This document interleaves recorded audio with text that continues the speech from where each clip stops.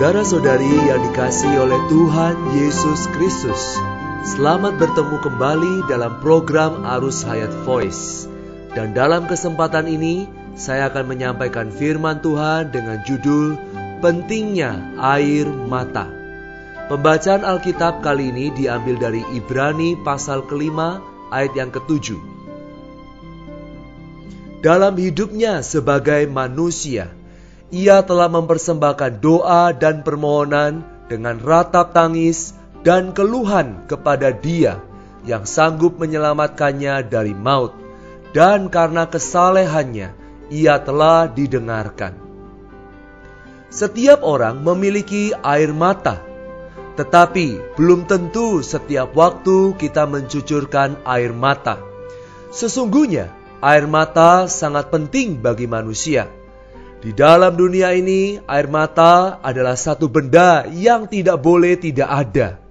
Malahan, jika orang bisa meneteskan air mata, itu adalah satu pernyataan yang baik. Mengapa air mata begitu penting? Pertama, air mata membuktikan bahwa kita adalah manusia yang hidup di muka bumi ini. Setiap manusia yang hidup di bumi ini pasti memiliki air mata. Itulah sebabnya Tuhan Yesus saat menjadi manusia, ia bisa mencucurkan air mata. Alkitab mencatat Tuhan bersukacita, tetapi tidak pernah mencatat Tuhan tertawa. Sebaliknya, dalam Ibrani pasal 5:7 mencatat Tuhan mencucurkan air mata. Yesaya pasal 53 mengatakan bahwa Tuhan sering mengalami penderitaan dan kesusahan. Ada orang berpendapat bahwa mencucurkan air mata itu menunjukkan lemahnya seseorang. Tetapi sebenarnya tidak demikian. Sebaliknya, kalau seseorang tidak dapat mencucurkan air mata, orang itu sudah kehilangan ciri kemanusiaannya. Sudah terhitung seperti bukan manusia. Kedua, saudara-saudara, air mata dapat menyatakan keadaan hati manusia. Orang yang tinggi hati menganggap mencucurkan air mata bukan keharusan bagi manusia.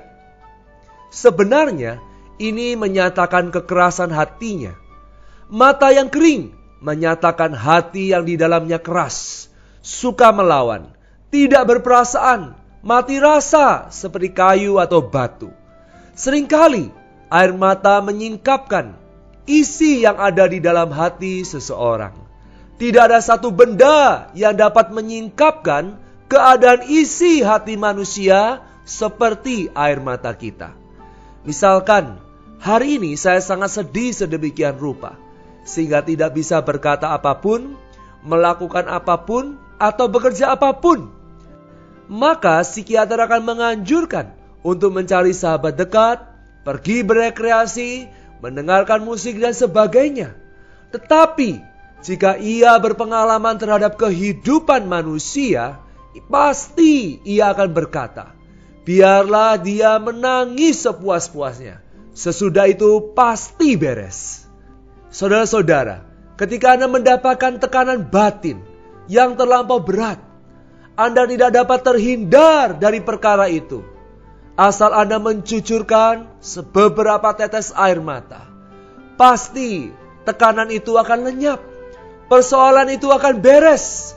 Begitu air mata mengalir, hati segera terbuka. Tadinya, saudara, duka cita itu sudah membungkus hati kita. Tetapi begitu air mata kita mengalir, kesedihan itu juga mengalir keluar bersamanya.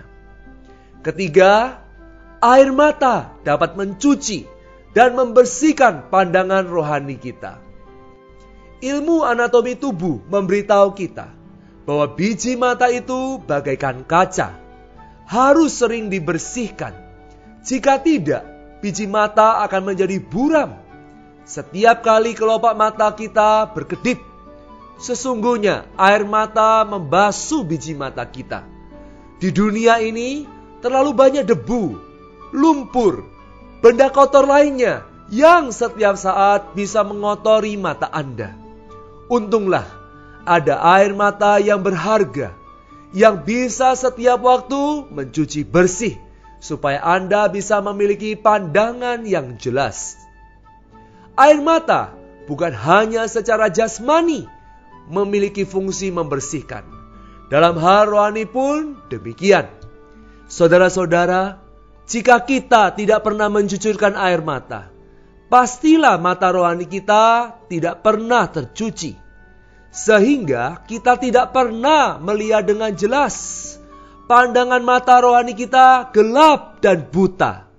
Karena itu, mencucurkan air mata bisa membuat pandangan mata kita lebih terang dan pandangan rohani kita lebih jelas. Malahan jika kita tidak mencucurkan air mata, maka mata rohani kita akan kehilangan daya gunanya. Jadi air mata kita sangat penting dalam kehidupan orang Kristen. Air mata dapat menunjukkan sifat kemanusiaan kita. Air mata dapat membuka belenggu dalam hati kita. Dan air mata dapat membersihkan pandangan rohani kita. Mari kita sama-sama berdoa. Ya Allah Bapa kami, Engkau sangat mengetahui keadaan kami. Engkau mengerti keadaan kami. Tuhan Yesus, Engkau bersimpati dengan kami. Engkau pernah menjadi manusia dan Engkau pernah mempersembahkan doa dan permohonan dalam ratap dan tangis. Tuhan Yesus, aku tidak mau menutup air mataku. Aku sadar aku sebagai manusia sangat membutuhkan Engkau. Hanya Engkau ya Tuhan yang sanggup membebaskan aku dari segala masalah dalam hatiku. Tuhan, bersihkanlah pandangan mata rohaniku, supaya aku dapat melihat Engkau dengan jelas. Di dalam nama Tuhan Yesus Kristus kami berdoa. Amin. Demikianlah firman Tuhan. Sampai bertemu kembali di dalam kesempatan berikutnya. Kasih karunia Tuhan Yesus Kristus menyertai roh kita. Amin. Demikianlah program Renungan Arus Hayat Voice Note pada hari ini.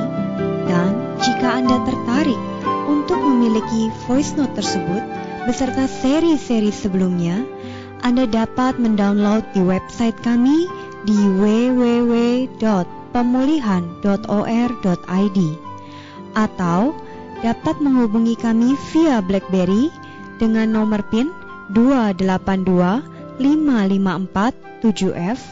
Tuhan Yesus memberkati kita semua.